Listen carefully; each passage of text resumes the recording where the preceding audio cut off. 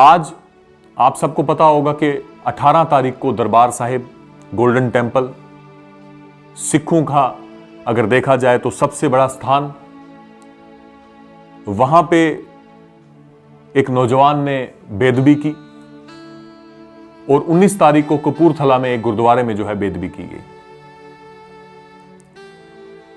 ये वारदातें जो हो रही हैं, ये सच में आज हमें ये बता रही हैं कि हमारा मुल्क जो है वो आज खतरे में है, क्योंकि यही एक चीजें जो है हमें जोड़े हुए थी। एक हिंदू उठता था, वो मुसलमानों की ज़ियारतों की हिफाजत करता था। एक सिख उठता था, वो मंदिर की और ज़ियारतों की हिफाजत करता था। एक मुसलमान उठता था, वो सब धर्मों की इज्जत करता था। यह हमारी पहचान थी और इसी पहचान ने हमें दुनिया के सामने कभी झुकने नहीं दिया। इससे पहले हम एक मिसाल देते थे हमेशा, छोटी मोटी तो वारदातें, इतना बड़ा मुल्क है, होती रहती थी। अब हिंदू हिंदू को भी मारता है, मुसलमान मुसलमान को भी मारता है, लेकिन उछाली वही बात जाती है जो मुसलमान हिंदू को मार दे या हिंदू मुसलमान को मार दे, तो उन चीजों को ज्यादा आज हमारे मुल्क में उठाया जाता है। लेकिन आज मैं भी ये चीज फील कर रहा हूं कि एक शेर मुझे याद आ गया कि बड़ा अच्छा एक शेर है कि बड़ी रौनक थी इस घर में, ये घर ऐसा नहीं था। गिले शिकवे भी रहते थे मगर ऐसा नहीं था। जहां कुछ शीरी बातें थी वहीं कुछ तल्ख बातें थी, मगर उन तल्ख बातों का असर ऐसा नहीं था।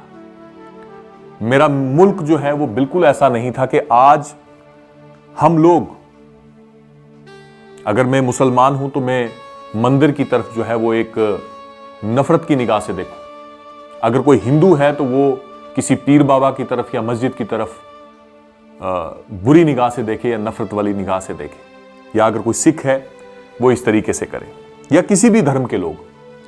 लेकिन आज आहिस्ता आहिस्ता करके जो हमारी ये वाली पीढ़ी है उसको ऐसा बनाया जा रहा है। एक बात याद रखिए, जब तक इस मुल्क में हम एक दूसरे के धर्मों की इज्जत करते रहेंगे तब तक ही ये मुल्क जो है ये खड़ा है। आज कहीं ना कहीं ये कोशिशें कहां से हो रही हैं, अंदर से हो रही हैं, बाहर से हो रही हैं, जहां से भी हो रही हैं, लेकिन हमें एक अक्ल करनी है कि हमें इन चीजों में नहीं फंसना है।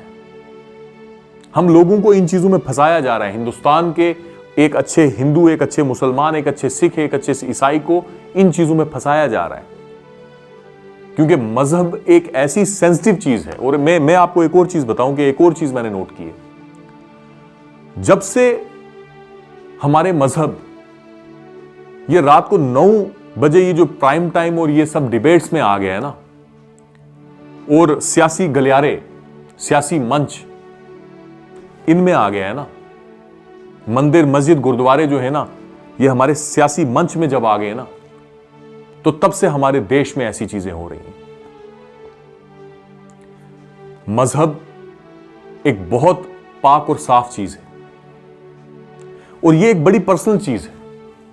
मेरी मान्यता क्या है, मेरा उस रब को मानने का तरीका क्या है, वो मेरा है, वो मेरी पर्सनल चीज है। अब मैं उस पर्सनल चीज को जब जाके चौराहे में ले जाके उसको खड़ा करूंगा तो ऐसी वारदातें होंगी। और ये ऐसी सेंसिटिव चीज है कि इस चीज पे मैंने कई बार देखा कि पुराने बुजुर्ग होते थे तो कभी भी कोई ऐसी वैसी बात होने वाली होती थी तो बोलते थे कि इस टॉपिक को छोड़ दो, क्योंकि ये टॉपिक ही ऐसा है कि जरा सी चिंगारी लगी और आग लग जाती है, क्योंकि कोई भी इंसान अपने मजहब के खिलाफ नहीं सुन सकता।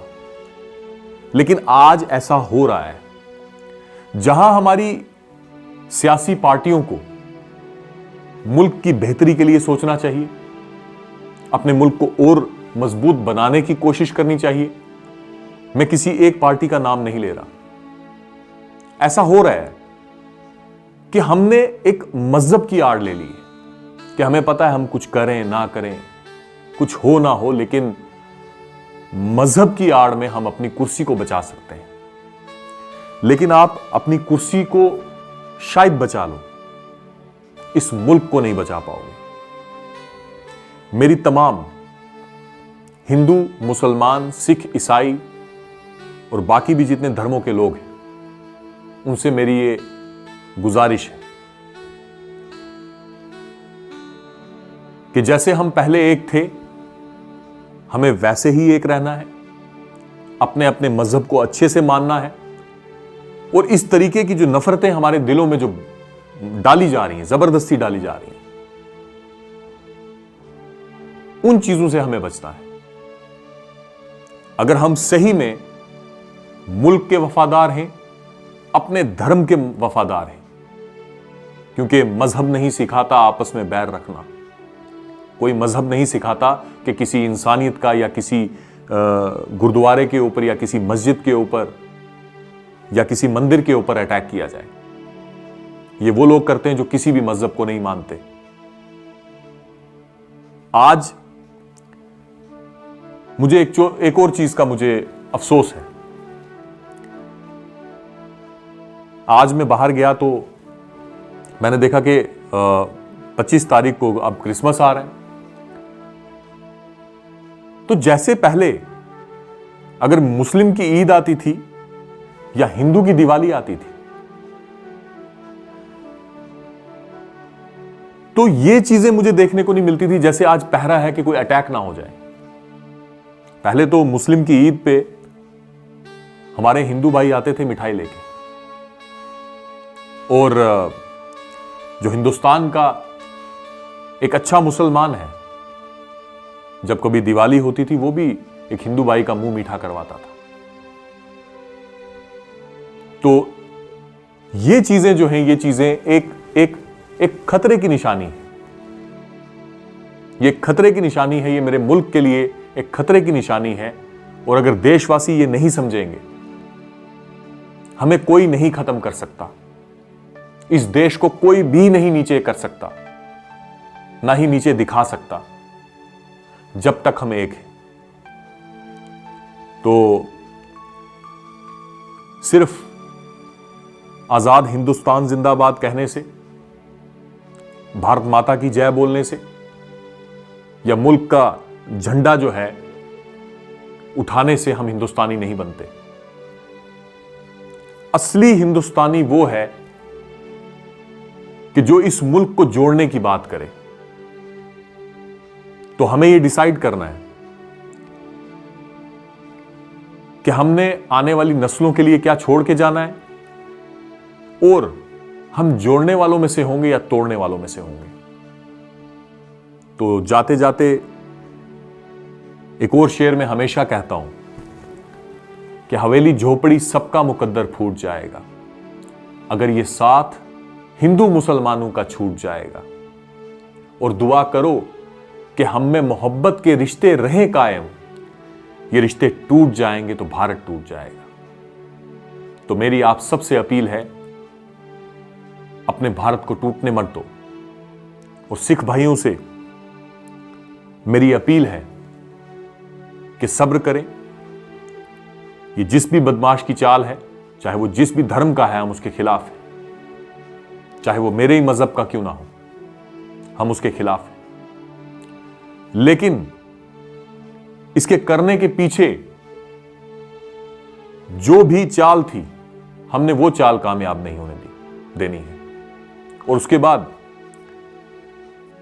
जब तक हम सियासत को, पॉलिटिक्स को और धर्म को अलग अलग नहीं रखेंगे, तो ऐसी वारदातें होती रहेंगी। तो मेरा फर्ज था, एक अच्छा, अगर मैं हिंदुस्तानी नागरिक हूं और एक अच्छा मुसलमान हूं, तो मेरा फर्ज है अच्छी और सच्ची बात करनी चाहिए, जिससे कि मेरा समाज और मेरा मुल्क अच्छा रहे। खुदा हाफिज।